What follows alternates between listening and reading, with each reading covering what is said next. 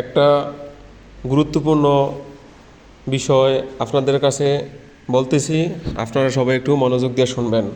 আপনারা জানেন বারোয়ারা ঈদগাহ সংলগ্ন একটি জায়গা ছিল, খাসের জায়গা, 31 শতক। এই জায়গাকে কেন্দ্র করে অনেক বছর ধরে অনেক ধরনের দ্বন্দ্ব হয়ে আসতেছে এই পর্যন্ত। আপনারা জানেন এই জায়গাটি মৃত মোহাম্মদ মুক্তিযোদ্ধা রুহুল আমিন উনি সরকার থেকে লিজে নিয়ে আসছিল। ওই সময় থেকে আমরা, বিশেষ করে শরীফ, আমি নিজে, ইউনুস আর ডাক্তার মোহাম্মদ আবু হানিফ, এই জায়গার মসজিদের পক্ষ নিয়ে আমরা অনেক লড়াই করছি এবং আমরা অনেক ক্ষেত্রে আসামি হয়েছি, আমরা অনেক ভুগছি, এটা নিয়ে অনেক মারামারি হয়েছে। ঠিক আছে, আপনারা জানেন এই জায়গাকে কেন্দ্র করে আমরা আমাদের দুই ভাইয়ের উপর অতর্কিত হামলা করা হয়েছিল এবং আমরা আসামি হয়েছি। শরীফ আসামি হয়েছে, হানিফ, আমি নিজে এবং আমাদের দিঘিরপাড়ের আসমত আলী প্রধানের ছেলে আক্তারও আসামি হয়েছিল। যাই হোক, এটা পরে সমাধান হয়েছে।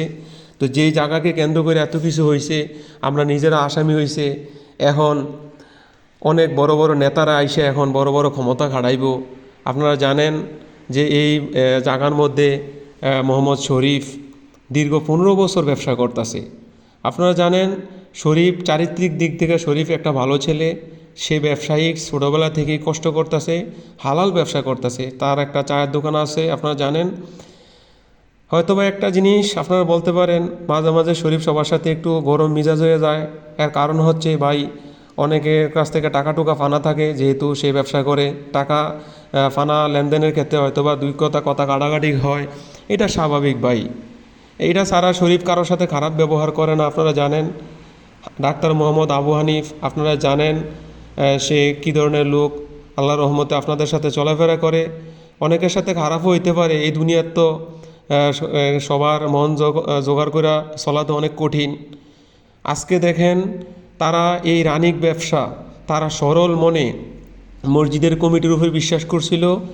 মসজিদের কমিটি বলছে এই দোকানঘরটি ভাঙার জন্য এখানে নাকি আমেরিকান প্রবাসী ইসমাইল সাহেব 20-30 লাখ টাকা খরচ করে এখানে ভবন করে দিব।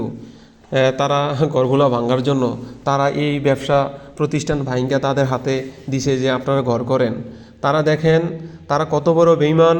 তারা এই মসজিদের 5 জন কমিটি ইসমাইল সাহেবের সাথে হাত কইরা তারা অতি সুকৌশলে এই 3টা ঘর তারা দেয় নাই।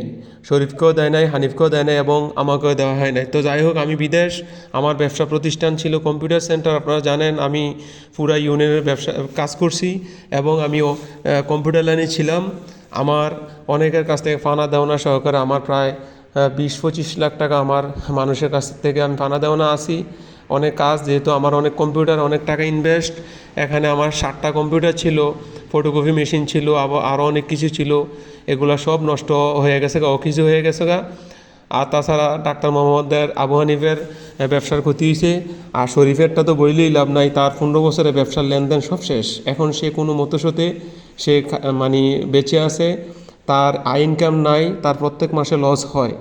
তো আপনাদের কাছে একটা জিনিস জানাই, যারা এই জায়গার শুরু থেকে যারা লড়াই করছে, কষ্ট কইরা তিল তিল কইরা গইরা তুলছে, আজকে তাদেরকে কেন বঞ্চিত করা হইল, বারোয়ারাবাসীর কাছে আমি এই বিচারটা দিয়ে গেলাম। আর তারা আসামি হয়েছিল শরীফ, হানিফ, আমরা অনেক কষ্ট করছি। যখন জাগার ভাড়া 200 টাকা, তা আমরা নিজেরা ঘর ওড়াইছি, শরীফ নিজে ঘর ওড়াইছি। 200 টাকার জায়গাতে আমরা 1000 টাকা করে মসজিদে দিছি। হয়তোবা অনেকের দিতে কষ্ট হয়, অনেকের 5-6 মাস বিল আটকা যায়, এটা সমস্যা নাই, হয়তোবা আবার একসাথে দিয়ে দিব। তাই বললে কি তাদেরকে এই জায়গা থেকে বঞ্চিত করে দিব? তাদের এই ব্যবসা নষ্ট করার জন্য কারোরে অধিকার দেওয়া হয় নাই।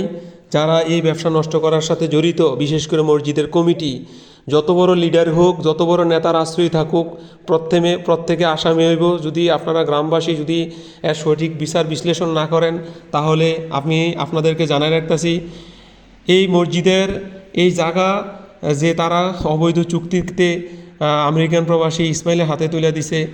আপনাদের কাছে একটা জিনিস জানাই রাখি, মসজিদের 5 জন কমিটি, ইসমাইল আমেরিকান প্রবাসী যদি ইসমাইল সাহেব যদি আসামি নাও হয়, অন্তত মসজিদের 5 জন কমিটিকে আসামি করে 60 লক্ষ টাকার, মিনিমাম 60 লক্ষ টাকার ক্ষতিপূরণ চাইয়া আদালতে মামলা করা হইব। আপনাদের গ্রামবাসীদেরকে সাক্ষী মানা হইল, কারণ আপনারা জানেন তাদের ব্যবসা এখানে ছিল। প্রত্যেকটা মানুষ জানে যে শরীফের এখানে ব্যবসা বাণিজ্য ছিল, ডাক্তার মোহাম্মদ আবু হানিফের ব্যবসা ছিল। আমরা একসময় আসামি হয়েছি। এখন কি কারণে তাদেরকে কে এই সাহস দিছে তারা এই জায়গা নিয়ে সিনেমিনি খেলবো? প্রত্যেকেতে এটার হিসাব নেওয়া হইব। আপনারা এটার বিচার করে দিবেন, আর না হয় প্রত্যেকে এটার আসামি হইব। আসামি অবশ্যই হইব, এটাতে কোনো মাফ নাই। আল্লাহ যদি বাঁচায় রাখে, ইনশাল্লাহ আপনাদেরকে জানায় রাখলাম কত বড় লিডার হয়েছে এটা আমরা দেখবো ইনশাল্লাহ। এখন না পারি 2 বছর পরে 5 বছর পরে এটার আসামি ওনারা হবেই। আর যদি ওনারা স্যালেন্ডার করে যে ওনাদের এটা ভুল হয়েছে, যারা ভুল স্বীকার করব তাদের সাথে কোনো ইয়া নাই, ঠিক আছে?